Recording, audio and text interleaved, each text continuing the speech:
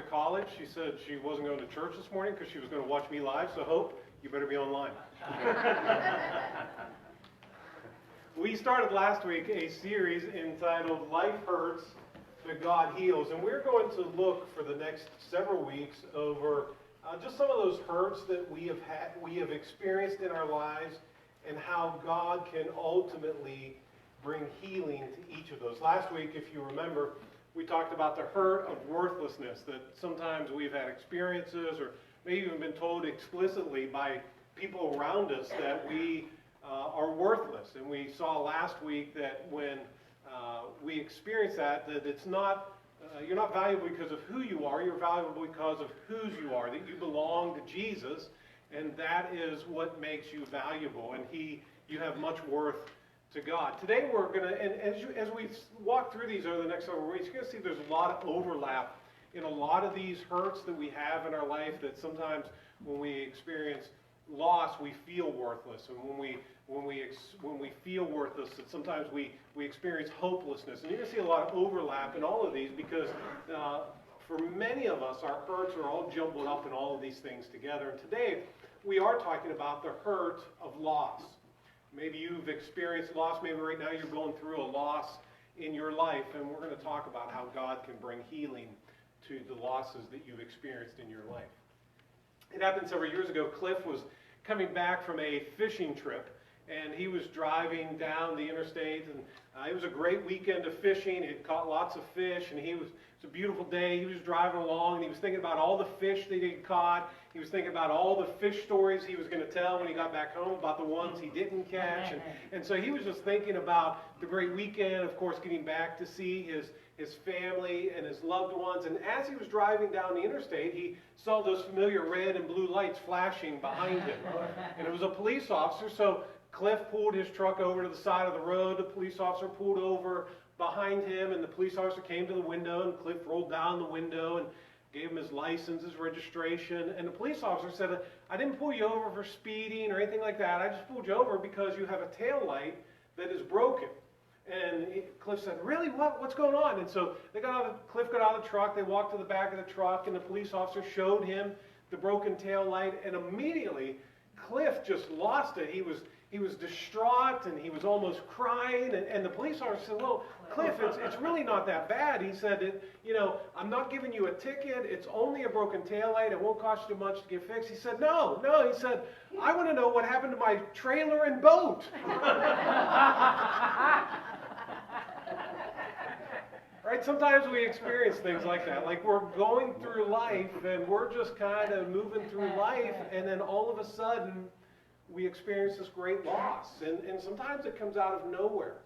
And then when we experience the loss, sometimes we have others around us who are telling us that, that we shouldn't blow it out of proportion, or try to tell us that we need to, just get over it. And sometimes we experience these great losses in our life. And when we think about the word loss, oftentimes we think of the loss of someone through death. So we lose a spouse or a child or parent or a loved one through death, but we all experience many different types of losses that cause us to experience hurt. Sometimes we lose a job that causes us to be hurt. Sometimes we lose a relationship. We have a friend, and that relationship is now ended, and we experience hurt as a result of that. For some in this room, you had a marriage that ended not because of death, but maybe because of divorce, and there was hurt associated with that. Or maybe you've experienced in your life, or the life of somebody around you, where your health, you've lost your health, and there's hurt associated with that. Now, one of the things that we know is that the intensity of our hurt is really directly tied to the significance of our loss, right? Like, if you got a copy of my sermon and you lost that this week, you probably wouldn't think, it wouldn't be a big deal to you. It's not worth much to you. But if you were to lose a spouse or somebody really close to you to death, that's going to hurt because it's of much more significant value to you. So we understand that there's really different levels, there's different degrees of hurt that we experience in our losses. And we also know this, I want you to know this, is that oftentimes our hurt is real in our lives.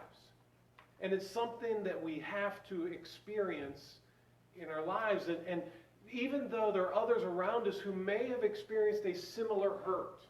For instance, maybe you've lost a parent to death, and you have somebody in your life who's lost a parent to death. Even though you've both had the same type of loss, your experiences and your grief is going to be different because your relationships with that person was different. So even though you may have somebody in your life who's experienced a similar loss than you, they still can't really feel the depth of your hurt because it's unique for every single one of us. We're going to look at an account here in the Old Testament in the book of Ruth. So if you're not sure where Ruth is, if you start at the beginning of the Bible, it's Genesis, Exodus, Leviticus, Numbers, the surfer's favorite book of the Bible, Deuteronomy, Joshua, Judges, and then Ruth is right after that. Okay? And really we're not going to so much look at Ruth, who the book is named after. We're going to look at Ruth's mother-in-law, Naomi, and really look at some of the things that she's experienced in her life. Now, as we come here in Ruth chapter 1, verse 1, it really talks about, it kind of gives us a background of what is going on here. It says, in the days when the judges ruled. And so this is the book of the Bible right before Ruth, and it is the book of Judges. And in the book of Judges it says over and over and over again that everyone was doing what was right in their own eyes. It was before King Saul, it was before King David. And so these judges and all the people were just simply doing what was right in their own eyes. And he goes on, he tells us there was a famine in the land, and a man from Bethlehem in Judah, together with his wife and 2 sons, went to live for a while in the country of Moab. The man's name was Elimelech, his wife's name Naomi, and the names of their 2 sons were Mahlon and Chilion. They were Ephrathites from Bethlehem, Judah, and they went to Moab and lived there. Now Elimelech, Naomi's husband, died, and she was left with her 2 sons. They married Moabite women, one named Orpah and the other Ruth. After they had lived there about 10 years, both Mahlon and Chilion also died, and Naomi was left without her 2 sons and her husband. As we talk about loss, we experience here a woman who experienced great loss. And I want to give you a principle this morning that maybe here in the midst of your loss, go back to the previous slide, please. In the midst of your loss, you may feel hopeless. You may feel like you're never going to get through it, but I want to share with you this morning that there is hope in your hurt. That whatever your loss is this morning, that there is hope in your hurt. That even though it hurts, and even though you may say, I don't know if I can go on, I don't know if life's ever going to get any better, I don't know if I'll ever see the other side of this loss, there is hope in your hurt. And as we look at Naomi here, we're going to see some of these losses that Naomi experienced. So here are the losses, Naomi's losses that she experienced in her life. If you look here, it says that she lived here in Bethlehem. Now, Bethlehem was a town that was named that because the name actually from the Hebrew to the English means house of bread. I learned in seminary that the word Beth means house. And I made the mistake that when I learned that, I came home and I told my wife, whose name is Beth, I said, hey, you are my beautiful house. Young men, never tell your wife that she looks like a house, okay? I just learned that right off the bat, okay? So, but that's what that word means. Bethlehem is house of bread. But now there's a famine in the land, and now the house of bread has no bread. And so Elimelech, he takes his family, says, hey, we're going to starve to death if we stay here. So he gathers up all of his family, and they move to Moab. I just want you to put yourself in Naomi's shoes just for a second. She's been uprooted from the town in which she probably lived her entire life. This is where she had all of her friends. This is what was comfortable for her. This is what she knew. And now she was uprooted and left it all. She lost her home. She lost her friends. She lost everything that was familiar to her. She probably lost her hairstylist. She lost everything. Uprooted and moved to a foreign country. And as we read there, as she moves to this foreign country, they're living there for a little while, and then her husband, Elimelech, dies. So she's lost her home. She's now in a foreign country, and now she's lost her husband. However, you have to assume that she probably thinks, okay, it's still okay. I still got my 2 sons. They can help take care of me. I have some security here in them. But then the Bible tells us here in Ruth, it tells us that after 10 years, these 2 sons, they get married to Ruth and to Orpah. And then within 10 years, they die as well. So in the span of 10 years, Naomi has experienced some really tragic losses in her life. One just seems to come right after the other. She experiences these losses. And she gets almost to the end of the rope here and almost feels like everything is hopeless. Maybe you can identify with Naomi, and maybe in your losses it feels hopeless. But I want you to know that there is hope in your hurt. And what happens here is when we experience loss, just like we talked last week about worthlessness, when we experience loss, sometimes loss tries to tell us a lie. And oftentimes we begin to believe the lies that our hurts tell us. And the lie of loss is this. Loss will lie to you and tell you that God doesn't care. That's the loss of lie. You've heard people say that before. Maybe even you said it before. Something along the lines like, if God loved me, why did my spouse die? If God cared about me, why did my marriage end in divorce? If God was really concerned about my well-being, then why did I lose my job? Oftentimes when we experience a loss in our life, no matter how small or how big it is, the lie of loss, the lie that loss tries to tell us over and over and over again is, hey, listen, you experienced that loss, and God doesn't care. He doesn't care. Because if he cared, you wouldn't have experienced that loss. And if you look here in chapter 1 of Ruth, Ruth almost verbalizes it. She doesn't say the exact words, but you can read between the lines. In verse 13, at the end of the verse, Ruth says, the Lord's hand has gone out against me. In verse 20, don't call me Naomi, who told them, call me Mara, because the Almighty has made my life very bitter.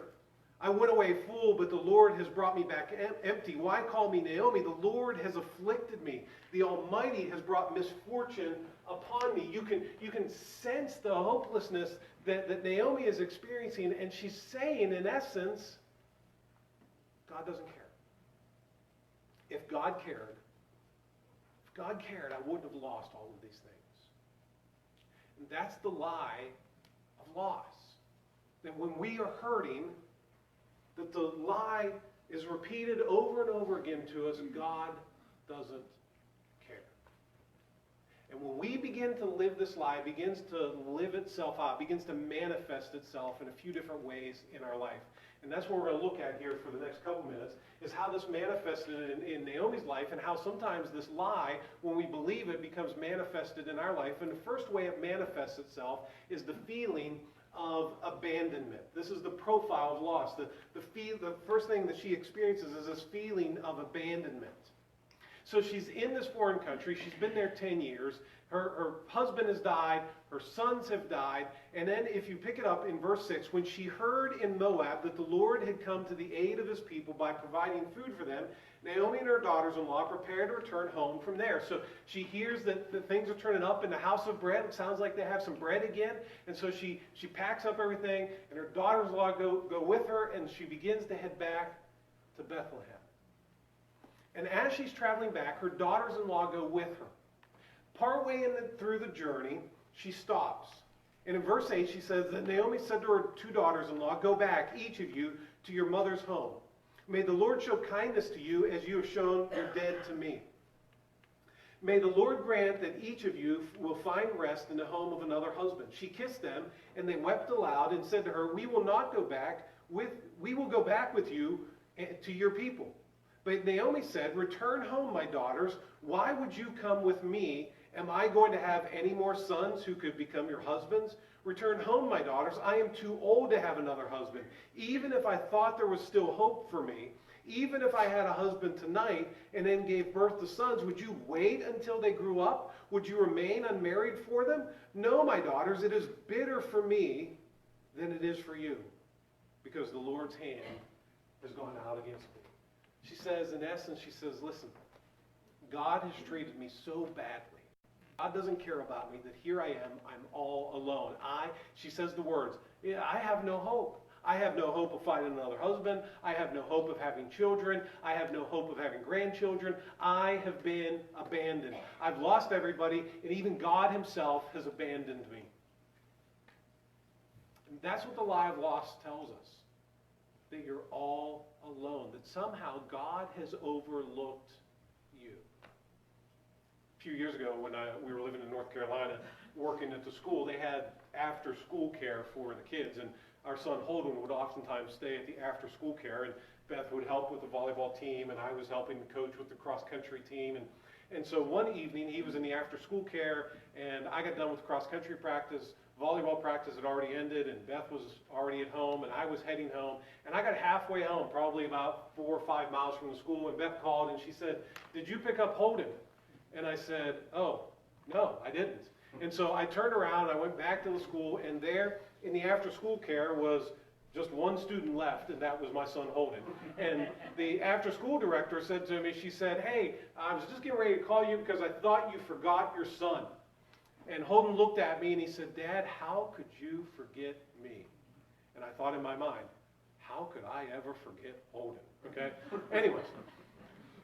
And that's how we feel sometimes, right? We feel that we've been overlooked. We feel that God doesn't care. We feel that we have been abandoned. And then what happens, I see this so often in the lives of people, even in the lives of believers, is that they feel abandoned by God, and then what happens is they make the decision to abandon God.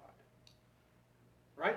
God doesn't care about me. He's left me all alone. So what do? They take a step away from God. They stop doing the things that they should be doing. They stop attending church. They stop being involved in a small group. They stop connecting with other believers. They stop doing the habits. They stop reading the Bible. They stop praying. Because God has abandoned me, therefore I'm going to abandon God. If God's going to overlook me, then I'm not going to look to God. Because the lie of loss is that God doesn't care. But there is hope in your hurt.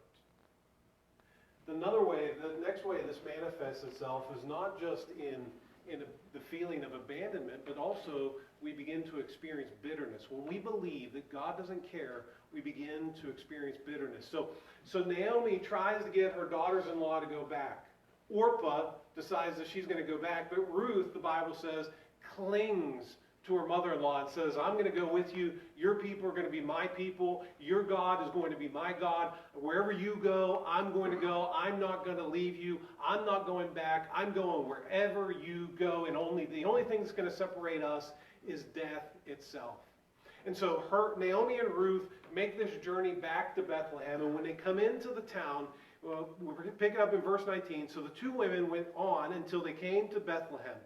When they arrived in Bethlehem, the whole town was stirred because of them, and the women exclaimed, "Can this be Naomi? We haven't seen her in 10 years. And probably some of them are thinking, she's only been gone 10 years, but man, it looks like she's aged about 40 years. Because sometimes loss will do that to you. They can't believe that this is Naomi. And she says, "Don't call me Naomi," she told them. "Call me Mara." Now we read this, and we of course don't know Hebrew, so we don't know really the significance of what she's saying there. But the name Naomi, if you know anybody named Naomi, Pastor John's wife's name is Naomi. The name Naomi actually means sweet or sweetness. And the word Mara actually means bitter. And so here's Naomi, she comes back into town, and they're like, "Oh, it's Sweetie Pie." And she looks at everybody and says, "Don't call me Sweetie Pie, call me bitter old woman." And this is why. Because she said, "The Almighty has made my life very bitter. God doesn't care about me, and as a result, I have become a bitter old woman." Right? Loss will do that to you. Especially when you believe the lie that God doesn't care. It makes us angry. It makes us bitter, and we hold on to that resentment.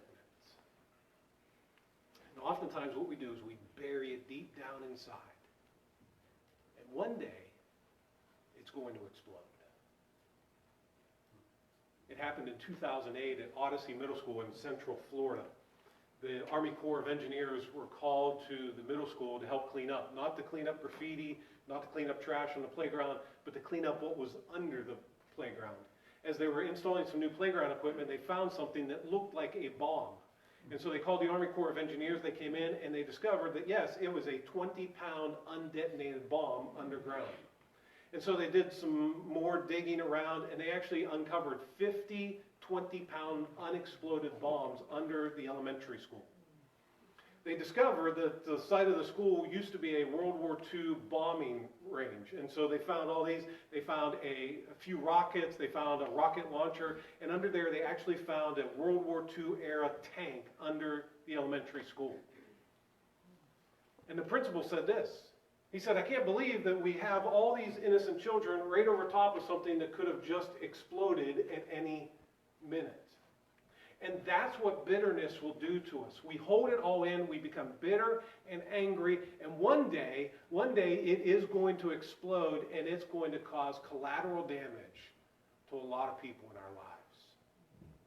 When we believe the lie of loss that God doesn't care, we feel abandoned, we become bitter, but also we then begin to experience emptiness in our lives. She goes on, she says, don't call me Mara, because the Almighty has made my life bitter. I went away full. I went away with everything. I had everything I could ever dream of, but the Lord has brought me back empty. I went away with everything. I've come back with nothing. Why do you call me Naomi? The Lord has afflicted me. The Almighty has brought misfortune upon me. Now, I don't want to gloss over this, because it's important for us to realize that anytime we experience loss, there's always a sense of emptiness associated with any loss, right? When we lose a spouse to death, there's that empty seat across the table from us that's not going to be filled again. When we lose a job, there's that emptiness, that sense of loss of security that we once had. When we lose a friendship, there's that part of our life that's missing something because we don't have that friend any longer. When we lose our dreams, when our dreams are shattered, there's that emptiness that I'm never going to experience what I always thought I would experience. And so any loss that we have is going to naturally come with it some emptiness. But it doesn't mean that our life has to be empty. It doesn't mean that we lose hope, because there is hope even when you hurt. Naomi experienced all these great losses. She believed the lie that God didn't care, that God had somehow abandoned her. Now she has become bitter, and she feels empty. And this is the truth of loss. So even though loss tries to tell you a lie, I want to tell you the truth, that I think that if you believe this truth, if you would take this truth and let it grow deep in your heart and your soul, it'll help you as you walk through the losses of your life. And the truth of loss is this, is that God is present in your pain. God is present in your pain. He has not taken his hands off the wheel. He's not forgotten about you. He hasn't overlooked you. But God is present in your pain. In Psalm chapter 34, verse 18, it tells us that he is close to the brokenhearted. He saves those who are crushed in spirit. That when our heart is broken and when we hurt the most, when we're experiencing these loss and the grief that we don't think we'll ever get through, he says that he is close to us. And maybe you've seen the poem, maybe it hangs in your house, maybe you've read it before somewhere. That poem about the footprints in the sand, I know it's just a simple poem, and I know it doesn't actually come from the scriptures or anything like that, but the writer of the poem, he says, hey, I was walking across the beach, which signified his life, and he said, When times were good, I saw two footprints in the sand. That one set were mine and the other set were Jesus. But then he said, when times were tough, I only saw one set of footprints. And so I asked Jesus, I asked him, why did you abandon me when life was the hardest? And he said, Jesus responded to me and said, oh, I didn't leave you. That was when I carried you. He's close to the brokenhearted. He is present in your pain. He saves those who are crushed in spirits. And God is working in such a way that many times we don't even see the ways in which he's working in the background to accomplish his great plan, to show his great power and presence even in our pain.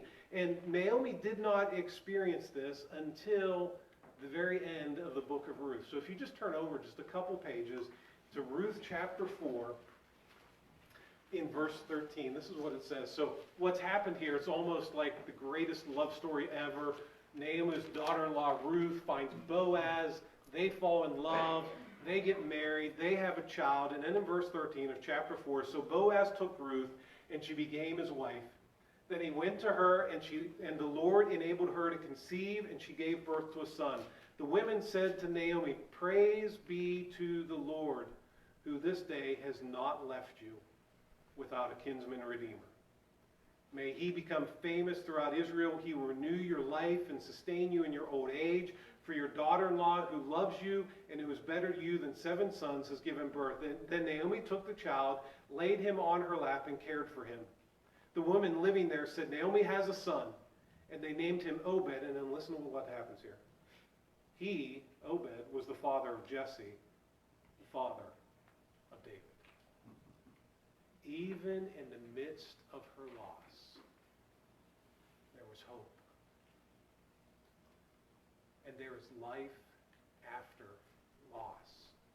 Her daughter-in-law, had she not experienced these losses, her daughter-in-law would have not met Boaz.